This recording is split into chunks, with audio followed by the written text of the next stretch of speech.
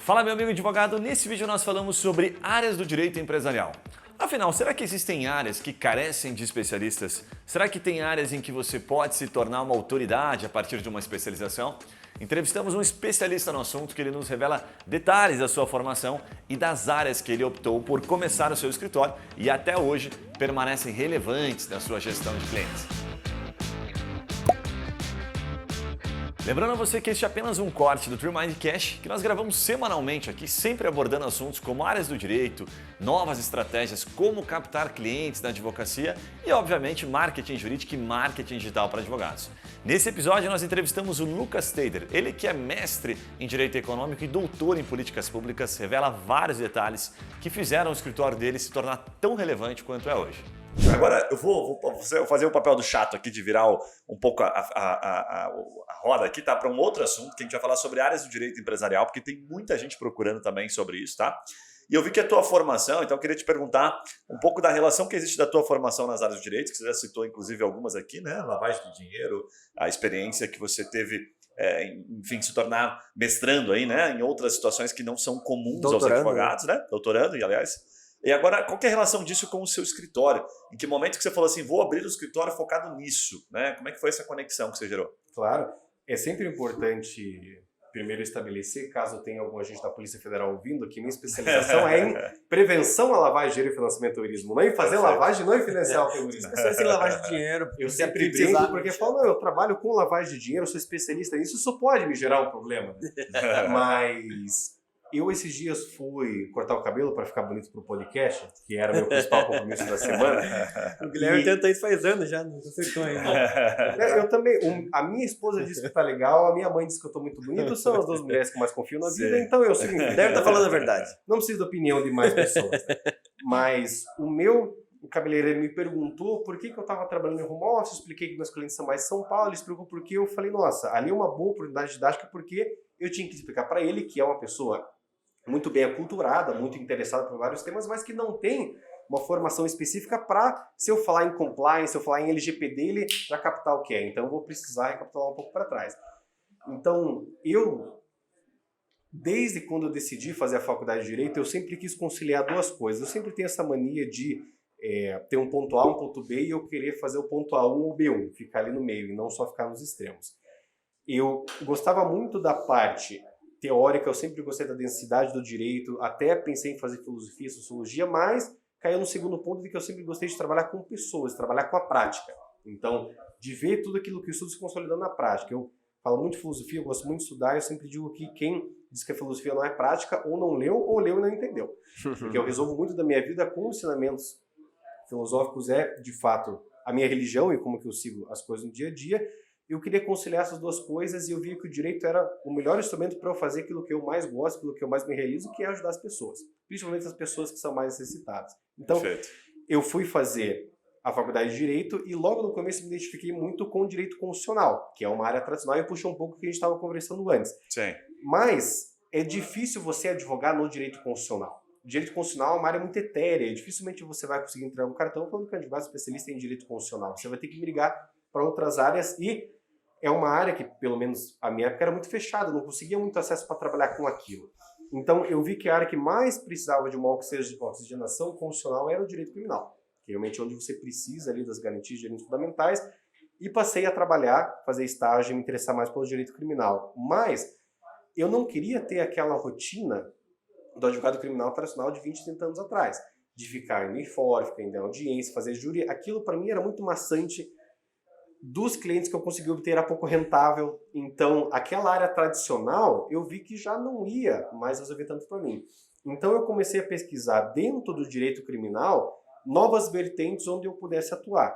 E aí que entra o papel do meu escritório, porque eu tinha bastante expertise em direito criminal, tinha bastante a prática, gostava da parte teórica, da parte de dogmática do direito penal, mas a prática não era algo que estava me agradando tanto daquela maneira que eu trabalhava antes. Então eu comecei a ver novas perspectivas de direito criminal. E uma que me interessou muito, por sempre estudar política, foi a parte de política criminal e a parte preventiva de direito criminal. E assim, alguém pode perguntar, tá bom, mas a prática preventiva de direito criminal você não cometer crimes. Não tem onde você trabalhar. Viver a vida. Viver a vida normal, sem correr nenhuma nenhum tipo penal. Mas eu sempre gostei também muito da área empresarial, porque a advocacia ela é muito dinâmica, às vezes dinâmica até demais, que você, quando é uma pessoa como eu, que é mais regrada, que tem planner para tudo, que é certinho nos horários e que gosta de ter uma vida mais ajustadinha, é um pandemônio. Então, na área empresarial, você tem melhores recursos, você tem maiores orçamentos, você tem maior organização, você consegue imprimir uma organização. Então, eu vi uma possibilidade de conectar o direito criminal com o direito empresarial, não só trabalhando com o direito penal e empresarial, que voltaria à prática com o mundo de direito penal. Sabe que até, vendo você falar, me lembrei de um cliente que nós temos aqui, que é o Dilene Barreto. Ele é bem conhecido, inclusive. Conhece? Sim, conheço. Ele é de interior de São Paulo ou Minas, me fugiu agora. E ele atua basicamente nisso que você está trazendo agora. Então, quando ele trouxe, né, o escritório dele entrou aqui para a gente fazer o marketing dele, ele focava muito nas operações. Eu achei muito legal, porque eram operações. Operação Castelo Branco, Operação Castelo de Areia. O que eu mais gosto são os nomes das aí, operações, não, os nomes cara. Eu queria ser o cara que trabalha nos nomes. Esse cara tem que receber o maior salário da Polícia Federal. Ele é muito criativo. Ele é muito bom. Achei muito legal. E aí a Polícia Federal é a melhor. A gente começou a aprender sobre isso. E aí ele me trouxe realmente uma visão sobre que a gente não tinha, que assim, puta, existe um criminal aqui que vai muito para a esfera consultiva, inclusive, que a gente pega um empresário que tem um poder aquisitivo legal e que, por acaso, e aí acho que vai conectar com o que você vai explicar da prevenção de lavagem de dinheiro, às vezes ele está cometendo esse crime e nem sabe, por isso a prevenção, né? Exato. É bem legal. Ou a empresa dele, dependendo do mercado que ele está inserido, está sendo utilizada para praticar esses crimes e a empresa nem sabe, ela não consegue captar. Então, eu entrei em um escritório, que à época eu era estagiário, para assumir uma parte de compliance, mas era um compliance bastante específico. Eu trabalhava também com questões mais amplas, porque compliance, hoje em dia o compliance você pode comparar com o LGPD, que todo mundo fala, pouca gente sabe o que é, muito menos pessoas efetivamente fazem aquilo e com qualidade menos ainda. Mas tem uma galera vendendo já o serviço, né? Tem uma galera enorme vendendo, e assim, vendendo a preço de banana porque está tentando fazer um mercado de massa. E pode ter o seu valor, não digo que não, porque algumas coisas podem ser automatizadas, mas o que me interessou nessa área também era que as demandas eram muito particularizadas. É um trabalho muito de boutique. Então, com compliance, que foi com que eu comecei a trabalhar, não tem receita de bolo. Você pode ter uma estrutura geral que mais ou menos você vai seguir para todos os clientes, mas eu vou ter que sentar com você e conhecer a sua operação. E eu gosto muito de trabalhar com o chão de fábrica. Então, os holofotes, eles acabam vindo porque você se expõe na universidade, no podcast, no escritório, mas eu sempre gostei de estar no chão de fábrica. Então, conhecer as operações desde a base, porque é ali que é justamente a base para que a empresa consiga fazer as grandes operações. Então, geralmente ali que surgem os problemas, né? A origem, né? Ali que estão os problemas, porque muitas pessoas não estão olhando ali. Você tem uma filiação muito grande no alto escalão, mas ali embaixo as coisas, por serem também mais o batidão dia a dia, elas têm problemas por ter uma demanda muito grande, um volume muito grande de serviço. Eu comecei a trabalhar com essa parte, então, de compliance, mas nós vimos que tinha um específico segmento do mercado que buscava prevenção, que era regulado, e isso é uma enorme dica para quem está buscando novas áreas. Você em mercados regulados, que você tem uma necessidade de serviço, mas já tem uma demanda um pouco mais ajeitada, não é aquele negócio que você vai ter que descobrir muito o que vai fazer. E nós começamos então a trabalhar... Você consegue dar um exemplo de mercado regulado? Prevenção, lavagem de dinheiro e financiamento do terrorismo. PLDFT, que é onde o meu escritório principalmente atende. Então, a gente faz...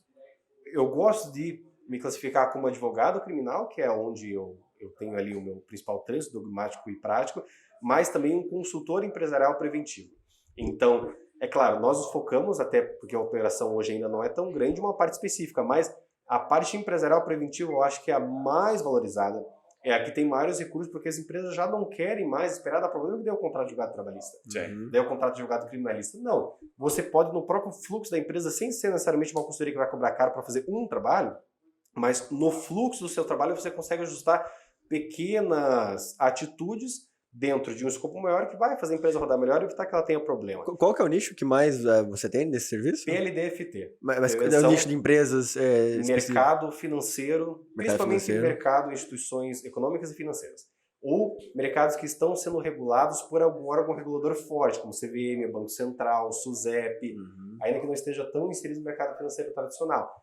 Mas a gente trabalha mais com o PLDFT, que é a necessidade de um compliance para se prevenir a lavagem de dinheiro e o financiamento do terrorismo, que isso aqui pode ser um papo para o outro dia, que é algo que eu estudo, inclusive academicamente, que não se dá devida atenção, mas também é um problema brasileiro. Então, eu sempre considerei que o Brasil é um paraíso fiscal, para usar a metáfora de lavagem de dinheiro, para financiamento do terrorismo, porque Aquilo que você não se preocupa na sua empresa, obviamente você não vai dar atenção, não vai fazer. E vai ser a maior margem, a maior abertura para criminosos poder atacar. Então isso que você comentou muito acertado. Ou seja, o amigo assessor de investimento aí, né, daquela assessoria famosa que está assistindo a gente aí, né, já sabe, você está sendo vigiado, se você pisar na bola, vamos te pegar. E não é uma coisa assim de que o Ministério Público Federal, por exemplo, a Receita Federal, ela está mapeando algumas empresas, se ela vê alguma irregularidade, ela vai fazer uma auditoria. Não.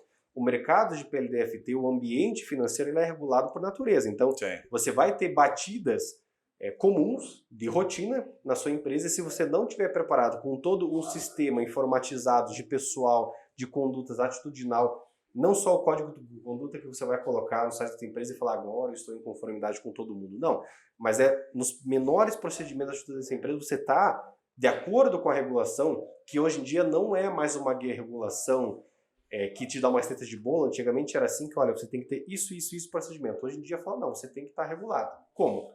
De acordo com o porte da tua empresa, de acordo com o teu mercado. Tá um pouco interpretativo, talvez, né? Tá muito aberto, tá muito...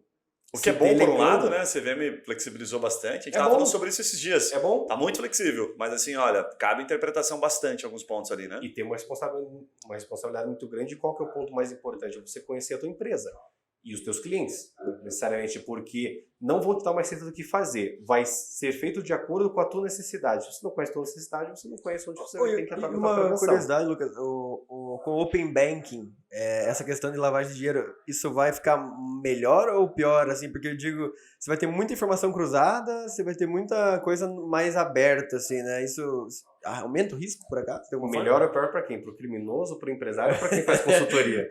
Porque tem gente que ganha, tem gente que perde em diversas frentes. Eu acho que o mercado vai ficar mais sujeito a ataques, porque ele está se abrindo. E ataque, não estou falando só ataque cibernético, também é uma área que a gente trabalha. A consultoria empresarial preventiva, ela é a prevenção de todos os problemas da empresa.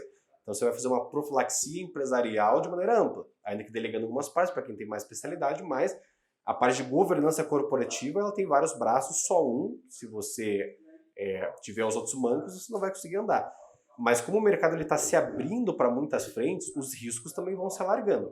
Então, se você se abre para o Open Banking, por exemplo, você está abrindo para um mercado que, se você não conhecer, não só nas funcionalidades, não só naquelas características que geralmente o empreendedor vê, mas inclusive nos riscos, você vai ter um flanco muito grande que você nem sabe que ele pode vir um ataque. Pois é. Então, o mercado financeiro está se tornando muito mais conglobado, ele está se tornando muito mais capilarizado, ele está se abrindo para novas populações, para novos ambientes e, consequentemente, para novos riscos. Se você não tiver alguém que entenda desse mercado, tanto da perspectiva que ele pode ter, quanto da prática do que está acontecendo, você pode ser fulminado, porque hoje em dia, além da sanção legal, além da sanção administrativa, além da sanção pecuniária, a pior sanção que uma empresa desse mercado pode receber é reputacional. Perfeito. Assim, se você jogar o nome de alguma empresa no bate-papo como Odebrecht, você necessariamente associa alguma coisa não tão boa, talvez. E a empresa se renovou depois daqueles eventos. A empresa hoje em dia tem um setor de compliance, nós até conhecemos pessoas que fazem, que é fenomenal. Mas a empresa talvez para sempre fique marcada por algumas condutas que ela fez. Então, no mercado financeiro, onde você principalmente lida com confiança e confiança de um público que está conhecendo o mercado, então ela vai precisar ter essa segurança. Se você não tiver esse cuidado, inclusive com a tua marca, e for utilizada, por exemplo, a lavagem de dinheiro, ou pior, para financiamento do terrorismo, vai ser um problema muito grande.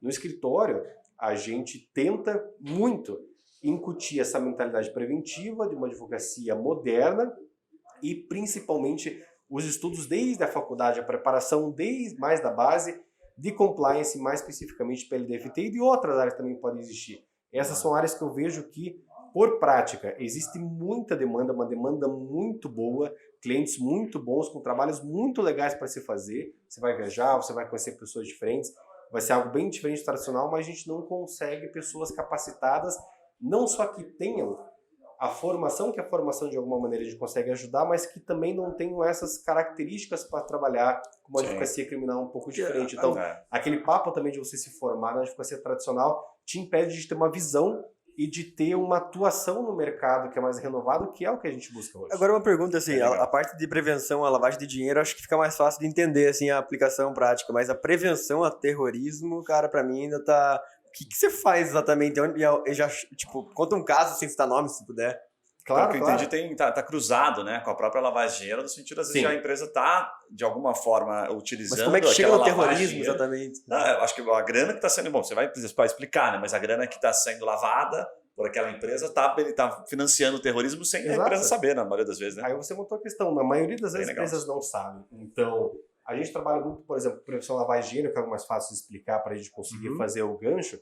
A minha preocupação nos clientes não é necessariamente que o meu cliente, a minha instituição financeira na qual eu estou trabalhando, vá lavar dinheiro. Claro, pode haver esse problema, a gente também vai criar uma estrutura de prevenção para isso, mas a maior preocupação é que ela esteja sendo utilizada para a prática desses crimes. Então, você vai criar uma série de mecanismos preventivos para que, dentro de 3 pilares, você consiga identificar isso no monitoramento, você consiga prevenir, mas se vier a acontecer, você consiga responder com adequação. Então, a lavagem de dinheiro é mais fácil de a gente visualizar. Agora, por exemplo, eu tenho diversos clientes, eu não monitoro, eu não pego red flags, eu não conheço necessariamente a operação, eu não monitoro para ver se aquilo é estranho com relação ao cliente, com relação ao mercado, com relação ao aporte, com relação à região. E eu tenho um cliente que movimenta uma determinada quantia em Foz do Iguaçu, e ela tem uma movimentação irregular, porque no mês é 500 mil, no outro é 100, daqui a pouco ela muda, depois muda muito de sócio.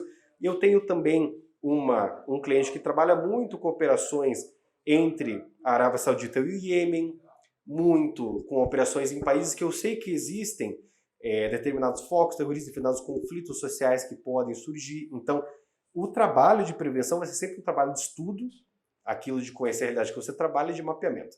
Então, se eu vejo que eu li nas notícias, eu vejo pelos meus estudos que na Ucrânia tem um movimento separatista que está financiando ataques, eu vejo que o meu cliente ele tem uma operação de um cliente que movimenta um produto que não tem nada a ver, ele movimenta Tupperwares, que é pelo menos o que ele diz, numa zona de conflito, e eu vejo que ele está mandando dinheiro para um outro local, esse local também tem forças que apoiam, então você vai fazer todo um trabalho de estudo geopolítico para conseguir, isso também é uma parte acadêmica, para conseguir captar quais são os lugares onde tem maiores riscos, quais são os principais fatores de risco, então fatores geográficos, fatores de movimentação, fatores de sócios, fatores de se o negócio é mais ou menos escuso, e a partir dali você vai conseguir identificar alguns riscos, inclusive de prevenção ao financiamento do turismo ou até ao turismo como um todo. Eu sempre digo, né, cara, o Tupperware numa a pessoa errada pode ser letal, né, cara? O Tupperware é um negócio muito complicado, é um negócio muito de risco, quem trabalha com isso tem que se cuidar muito, porque olha...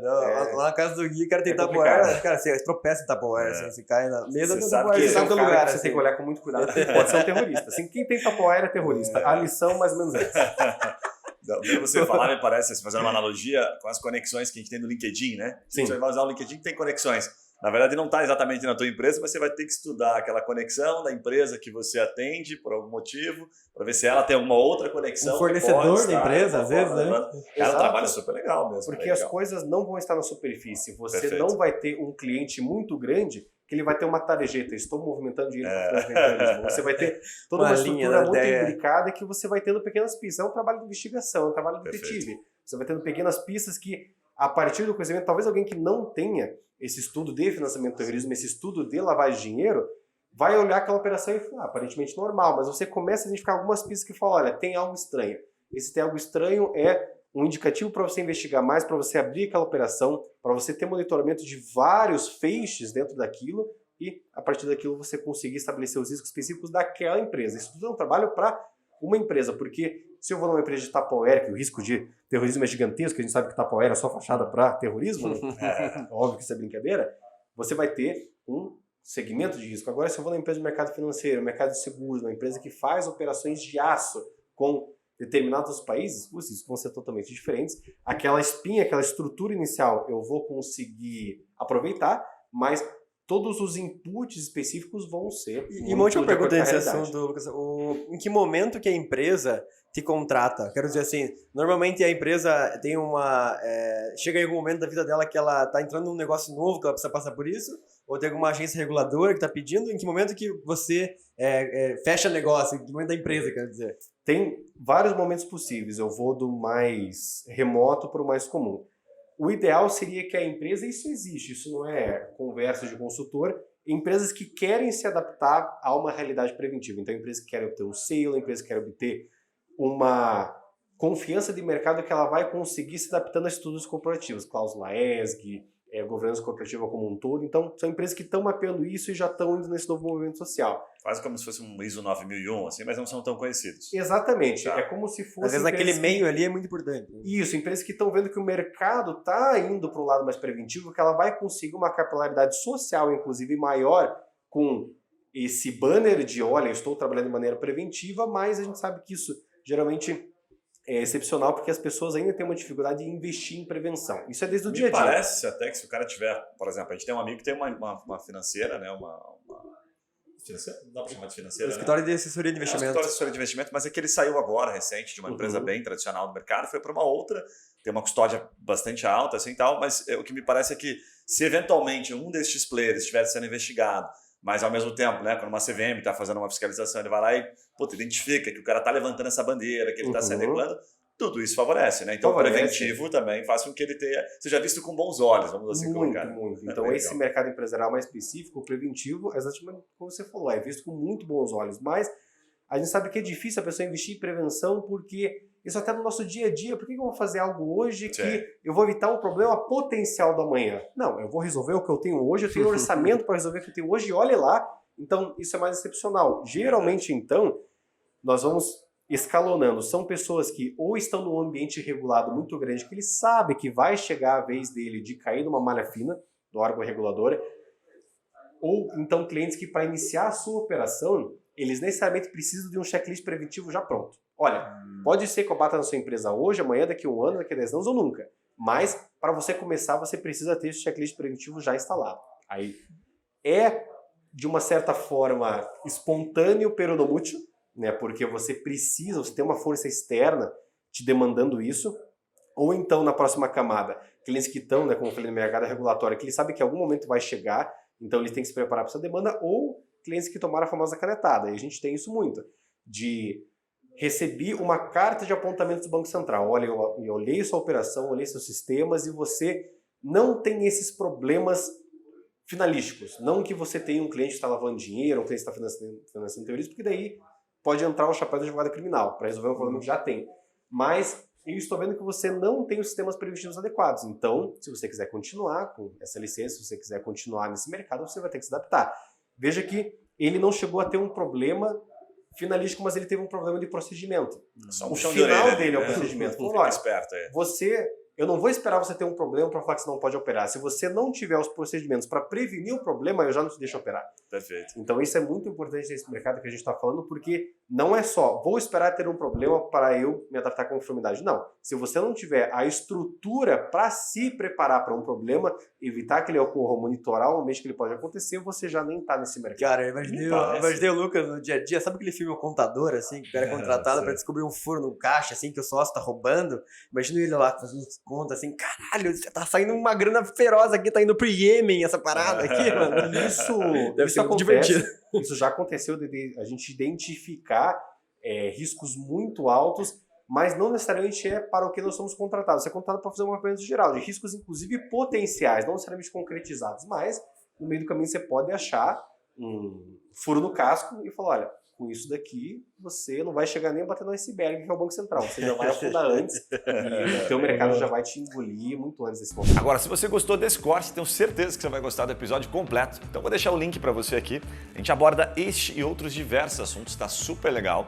E vou pedir, obviamente, para você deixar o seu comentário, se inscrever aqui no canal se você ainda não se inscreveu, a sua dúvida, a sua crítica, faz uma pergunta. Quem sabe tem alguma coisa que você gostaria de ver por aqui, a gente vai fazer questão de gravar um vídeo falando sobre isso. E para finalizar, quero te convidar para conhecer 2 conteúdos que fazem muito sucesso por aqui. Um deles a gente fala sobre Instagram para advogados, afinal, como bombar um Instagram.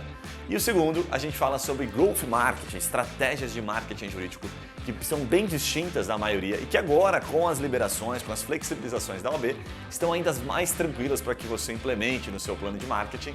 Então dá uma olhadinha nesses 2 vídeos que eu tenho certeza que vão fazer toda a diferença aí no seu planejamento. Um abraço e a gente se vê nos próximos vídeos. Valeu!